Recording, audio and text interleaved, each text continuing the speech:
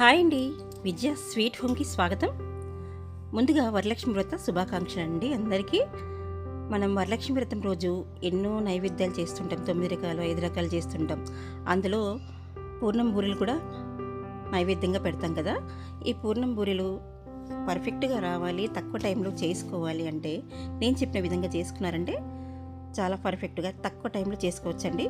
చూడండి, ఇలా లోపల పూర్ణం కూడా పర్ఫెక్ట్గా లూజ్గా కాకుండా బాగా తిగ్గా ఉండి, చూడండి ఎలా ఉందో చూసారా. చాలా పర్ఫెక్ట్గా వస్తాయి నేను చెప్పిన విధంగా చేసుకున్నారంటే. ముందుగా ఒక కప్పు శనగపప్పుని నానబెట్టేసుకోండి. 2 కప్పులు 2 సార్లు బాగా కడుక్కొని నీళ్ళు పోసేసుకొని ఒక గంట పాటు నానబెట్టుకోండి. మినపప్పు కూడా మనం శనగపప్పు అయితే ఎంత తీసుకున్నామో మినపప్పు కూడా 1 కప్పు తీసుకొని మిక్సీలో వేసుకొని బాగా మెత్తగా పౌడర్ లాగా చేసుకోవాలి. మెత్తగా పౌడర్ లాగా చేసుకొని మిక్సీ పట్టిన తర్వాత జల్లెడ పట్టుకొని బాగా పిండిలాగా అయ్యేంత వరకు మిక్సీ పట్టుకోండి. చూడండి, పిండిలాగా కావాలి. మళ్ళీ వచ్చిన బరకని తీసుకొని మళ్ళీ మిక్సీ వేసి మళ్ళీ జల్లెడ పట్టుకోండి. పట్టుకున్న తర్వాత 1 కప్పు మినప్పిండి అయితే 2 కప్పుల బియ్యం పిండి తీసుకోండి.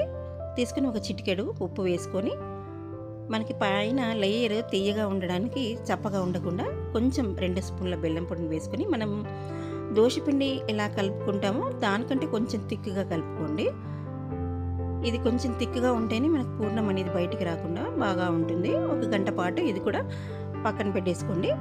తర్వాత ఈ 1 గంట అయిపోయిన తర్వాత కుక్కర్లో ఈ శనగపప్పుని వేసుకొని 1 కప్పుకి 3 కప్పుల నీళ్ళు వేసేసుకొని కుక్కర్లో ఒక 4 విజిల్ వచ్చేంత వరకు ఉడికించుకోండి.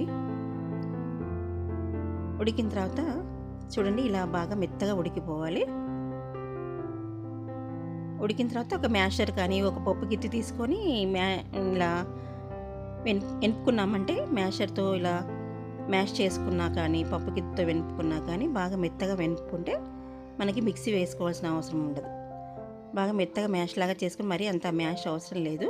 చేసుకొని ఒక గిన్నెలో ఇంకొక మనం ఏదైతే తీసుకున్నామో శనగపప్పు కొలత, అదే కొలత 1 పావు బెల్లం వేసుకొని కరగనిచ్చి బాగా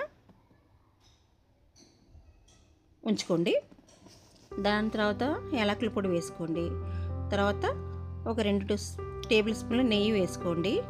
వేసుకొని బాగా ఇది దగ్గర పడేంత వరకు ఇలా వేయించుకోండి.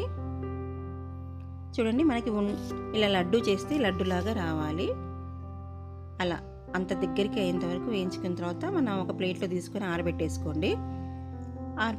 ఆరబెట్టుకొని ఒక తర్వాత చల్లగైన తర్వాత ఒక నెయ్యి రాసుకొని మనకి ఏ సైజు కావాలో ఆ సైజు బాల్ చేసి పెట్టుకోండి పూర్ణాన్ని. చూడండి, నేనైతే అన్ని బాల్స్ చేసి పెట్టేసుకున్నాను. ఈ విధంగా చేసేసుకొని పెట్టుకొని చూడండి, ఈ విధంగా చేసుకున్నాను నేను. చేసుకొని ఇప్పుడు పిండి కలిపి పెట్టుకున్నాం కదా మనం, బియ్యం పిండి మినప్పిండి, దాంట్లో కొంచెం వంట సోడా వేసుకొని కలుపుకొని కడాయిలో ఆయిల్ పెట్టేసుకొని, ఆయిల్ కాగిందో లేదో చెక్ చేసుకోండి.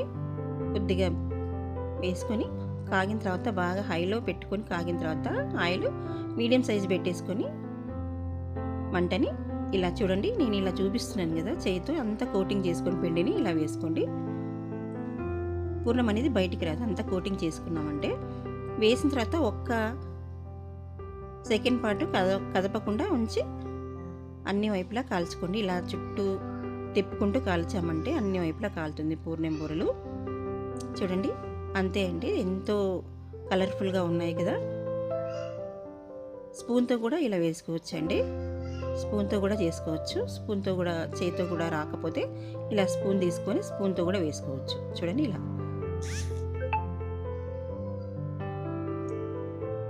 రెండో వాయి కూడా వేసేసుకొని ఇలా తీసేసుకున్నానండి. అంతే అండి, ఎంతో టేస్టీగా ఉండి పూర్ణం బూరెలు రెడీ అయిపోయినాయి. నైవేద్యానికి